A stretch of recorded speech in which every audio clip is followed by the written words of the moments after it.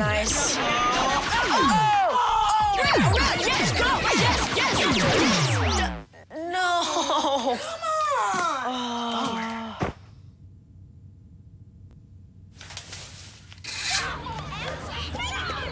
Oops. Yeah, sure.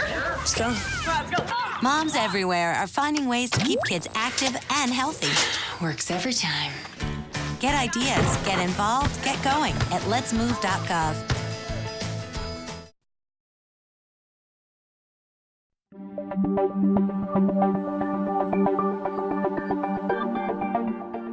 In Fairfield County, something new comes across my desk every day.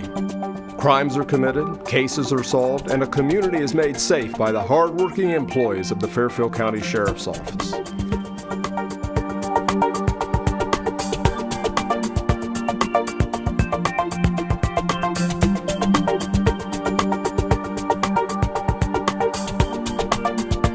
Welcome to This Week with Sheriff Dave Pahalen, a weekly program here on LSN Television. We're also carried by a number of radio affiliates here in Lancaster and beyond.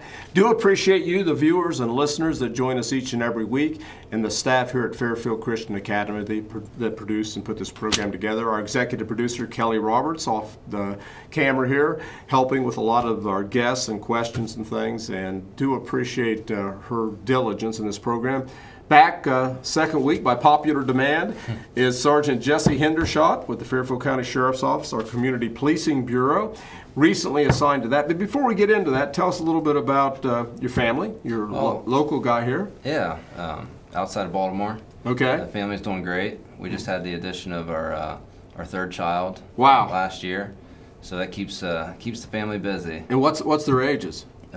Getting ready to turn 10 next month, and then 6 and 7 months old. Oh my golly! So we got them spaced out pretty good. Well, those are great ages. Yeah, and they all come with their own types of fun. I mean, they're just a blast. So you're enjoying the dad part of that. The youngest one, he's happy. Every time I come home, he's just got a smile on his face. Now, so what are some of the assignments you've done within the sheriff's office? When I first started the sheriff's office, I worked in the jail on third shift, and then I put my bid in to go out to patrol after a couple years, and went out to patrol for second shift. I was out there for almost 4 years, and then took the supervisor's test and did pretty good on that, and got promoted, and went right back to second shift. Okay. And I worked in the jail and patrol as a relief supervisor. Now there's the 3 different shifts. We're 24/7 operation.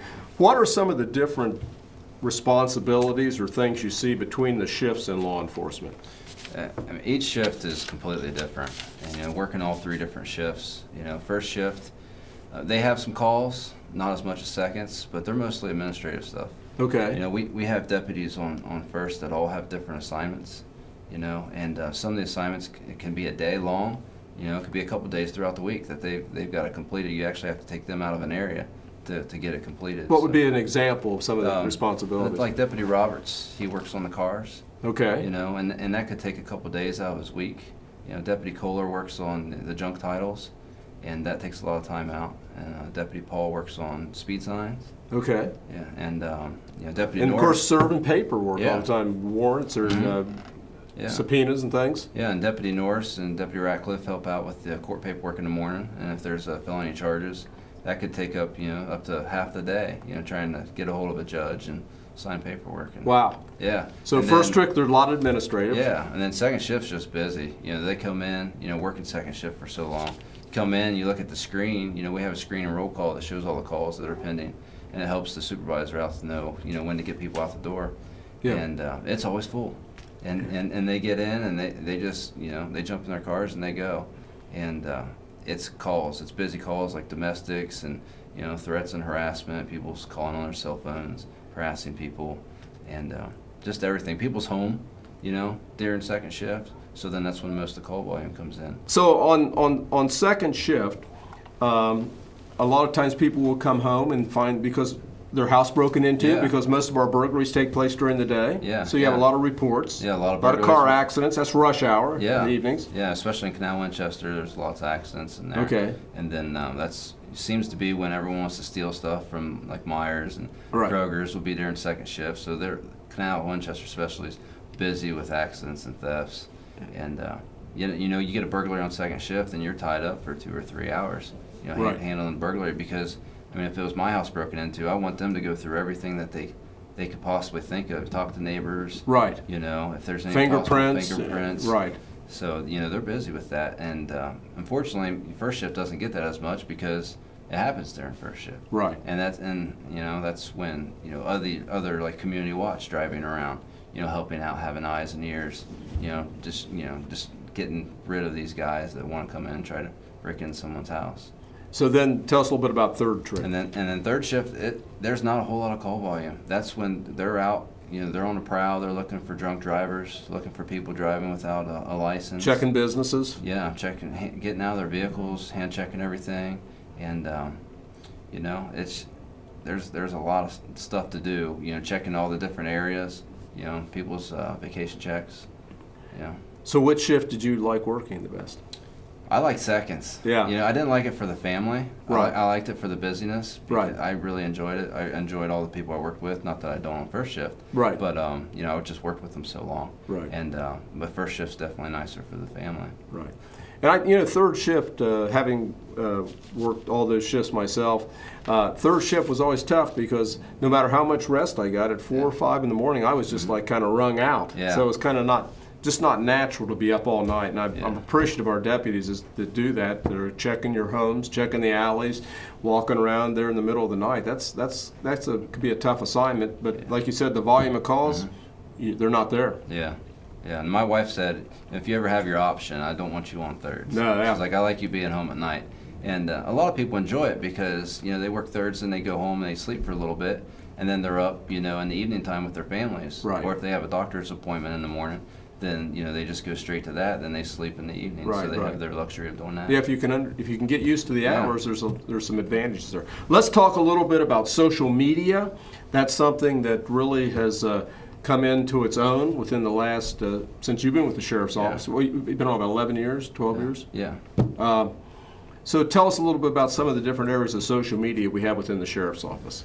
Well, it's really getting very popular nowadays. I didn't have Facebook for the longest time until everyone convinced me to get into it, and then I realized that the Sheriff's Office has a Facebook page. Okay. So I like that, and then I see all the different things that's going on throughout the county. And there's stuff put on there, through other counties. Okay. Say missing juveniles, and if they're looking for somebody, a lot of people like me don't have time to watch the news. Right. But, I'll get on Facebook and just check it, before I go to bed for 5 or 10 minutes, and I'll say, oh, well, that's interesting. Okay. And there's just a number of people that do that. When you have thousands of people looking at that, it helps solve things. I was rather surprised on our Facebook when we had our death of our Arno, our canine, that we just had thousands and thousands of people that had an interest in that. Yeah. Yeah, canines are huge. Everyone just loves them. So we're doing some Twitter. Yeah. Okay. Yeah. Sending some Twitter out there, and but I encourage everybody, if you got a smartphone, get on Facebook. There's other departments out there. If you live in Lancaster or Pickerington, they have their own Facebook pages. Yeah. And you can like them and see what's going on in your community. Yeah, Kelly, our executive producer, kind of takes care of that, and I know you're going to be helping her with that. We're going to have her on here one of these days and talk a little bit about that. She can talk with a lot of authority because she actually monitors that almost 24/7. Yeah, she does a lot of good work from home. Absolutely. When a supervisor calls her and says, hey, can you post this? And she's right on top of it. Yeah, well, very good. Okay, another thing coming up is part of your responsibilities. You attend some of the luncheons, go to community events. You're going to be out and about the fair, the festivals, and those kind of things as our community policing officer. But the other thing is you're also involved with our jail ministry. Pastor Underwood is our jail pastor, and you're also going to be working with him as far as the needs, some of the spiritual needs of the prisoners. Yeah, and I never met Pastor Underwood until last year when I got assigned to first shift. Yeah. And he comes in on Saturdays and talks to all the inmates. Okay. And does a wonderful job. I think he comes in Wednesday nights too, and there's some other times that he comes in.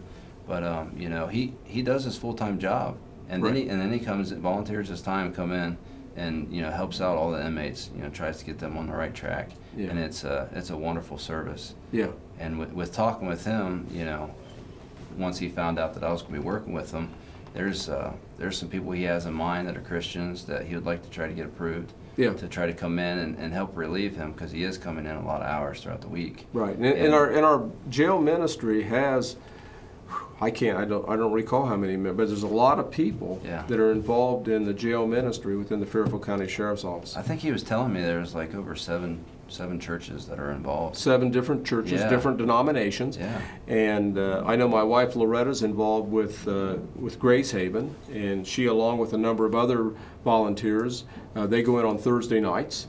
And so it's really been a ministry. As our jail population has expanded, so has opportunities for some of the spiritual help that these prisoners badly need. Yeah. Yeah, and some of them's there for 10 days, some of them's there for the long haul. They're there for a year or two, and they need spiritual guidance. So, now, as we kind of move forward with our community policing bureau, what are some things that? Well, before I get to that, let me ask you. You have been involved with the Police Olympics, right? Yeah. Well, tell me a little bit about. You're kind of like a star there, aren't you? Well, I was involved with the police and fire games for a long time. Okay. I enjoyed all the different running events, track and field.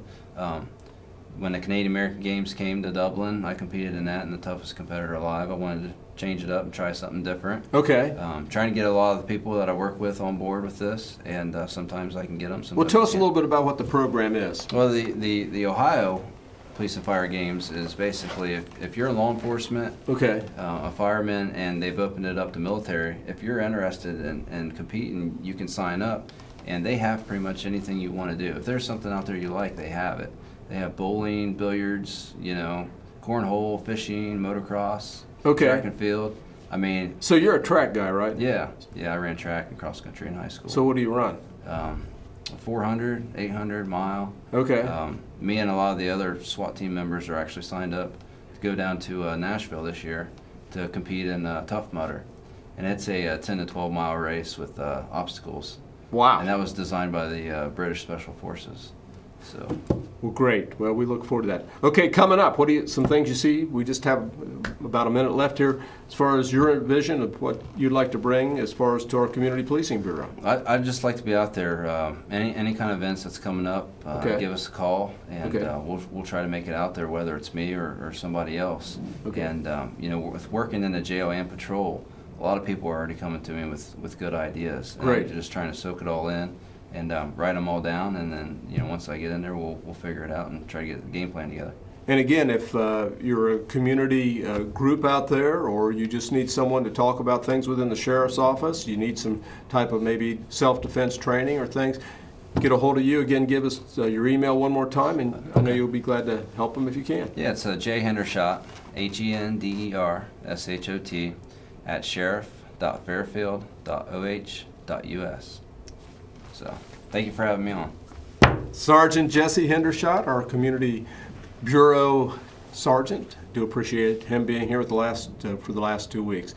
The clock on the wall says we're about out of time. Do appreciate the students here at Fairfield Christian Academy that put this program together, our executive producer Kelly Roberts, and certainly our viewers and listeners that are kind enough to join us each and every week.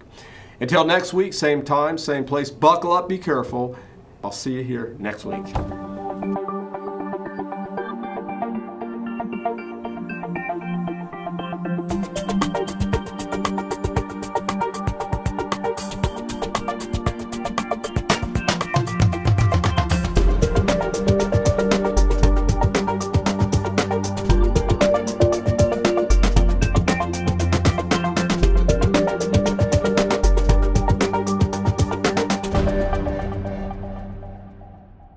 When it comes to choosing a school, parents who want the best education for their students look for academic excellence, skilled teachers, a safe school that encourages their values.